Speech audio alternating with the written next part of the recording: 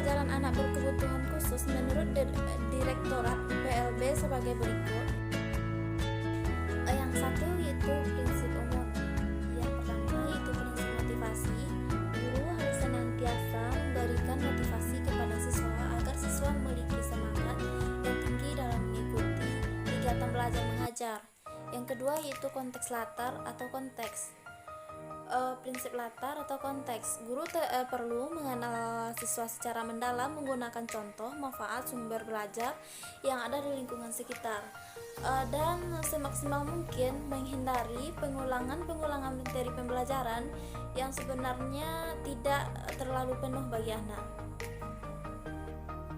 Yang ketiga yaitu keterarahan. Setiap akan melakukan kegiatan pembelajaran, guru harus merumuskan tujuan secara jelas, menerapkan bahan dan alat yang sesuai, serta mengembangkan strategi pembelajaran yang tepat.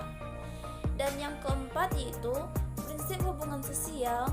Dalam kegiatan belajar mengajar, guru perlu mengoptimalkan interaksi antara guru dengan siswa, siswa dengan siswa, guru dengan siswa, dan lingkungan, serta interaksi banyak arah. Yang kelima, prinsip belajar sambil bekerja. Dalam kegiatan belajar, guru harus banyak memberikan kesempatan kepada anak untuk melakukan praktek atau percobaan, atau menemukan sesuatu melalui pengamatan, penelitian, dan sebagainya. Keenam yaitu prinsip individualisasi.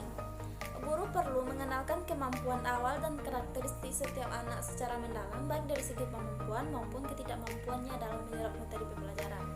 Dan yang ketujuh yaitu prinsip menemukan. Guru perlu mengembangkan strategi pembelajaran yang mampu memancing anak untuk melihat secara aktif, baik fisik maupun mental, sosial, dan emosional anak tersebut. Yang kedelapan yaitu prinsip pemecahan masalah. Guru hendaknya sering mengajukan berbagai persoalan, problem yang ada di lingkungan sekitar, dan anak dilatih untuk merumuskan, mencari data dan menganalisis dan memecahkannya sesuai dengan kemampuan. Yang selanjutnya yaitu prinsip khusus. Yang pertama yaitu tunanetra. Yang pertama yaitu prinsip keterarahan wajah. Prinsip ini menuntut guru ketika memberi pembelajaran hendaknya menghadap ke anak, face to face, sehingga anak dapat melihat gerak bibir guru. Yang kedua yaitu prinsip keterarahan suara. Ketika berbicara, guru hendaknya menggunakan lafal atau ejaan yang jelas dan cukup keras, sehingga arahan suaranya dapat dikenali.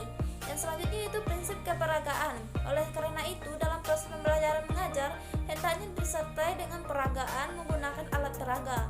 Hal ini lebih mudah dipahami anak, di samping dapat menarik perhatian anak. Kedua yaitu tunarungu.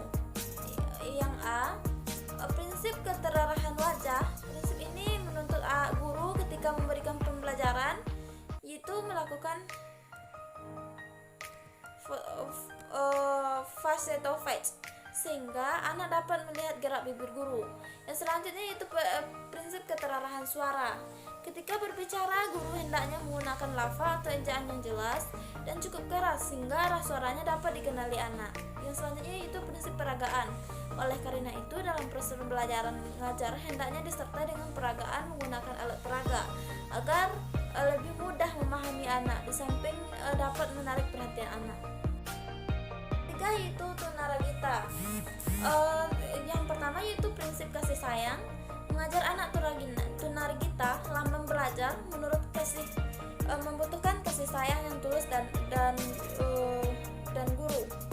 Guru hendaknya berbahasa yang lembut, tercapai sabar, rela berkorban, dan memberikan contoh perilaku yang baik, ramah, dan simpel, sehingga siswa tertarik dan timbul kepercayaan yang pada akhirnya bersemangat untuk melakukan saran-saran dari guru. Yang selanjutnya yaitu prinsip keperagaan. Anak perlu dibawa ke lingkungan nyata, baik lingkungan fisik, lingkungan sosial, maupun lingkungan alam.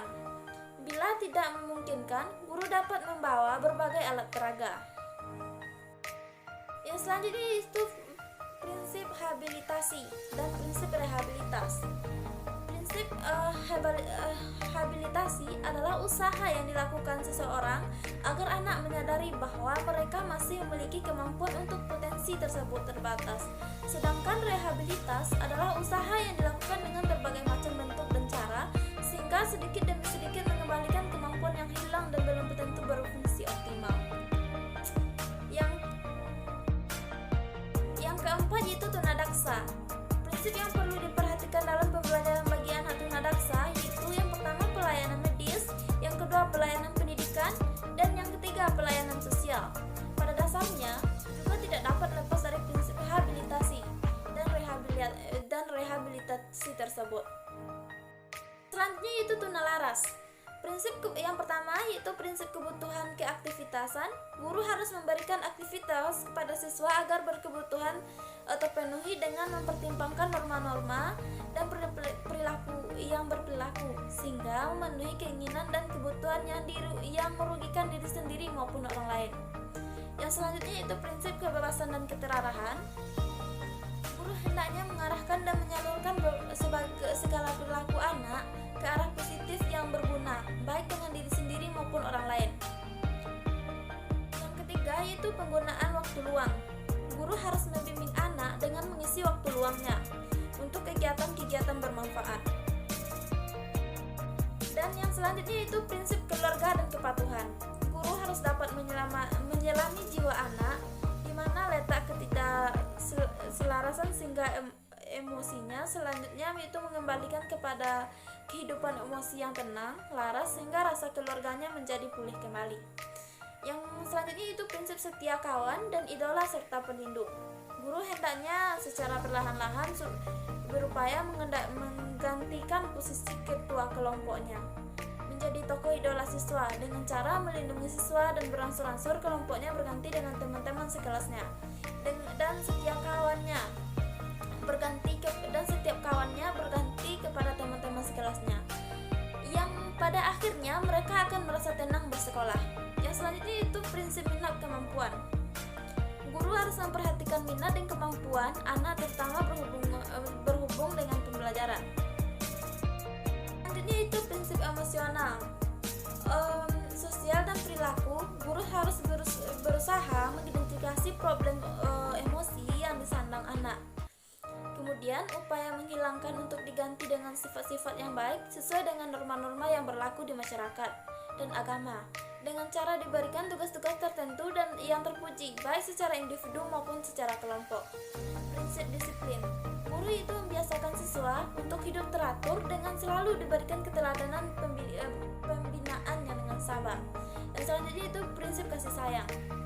Dengan demikian, melalui prinsip umum dan prinsip khusus tersebut diharapkan guru dapat melaksanakan pembelajaran yang menyenangkan serta efektif dan efisien kepada anak berkebutuhan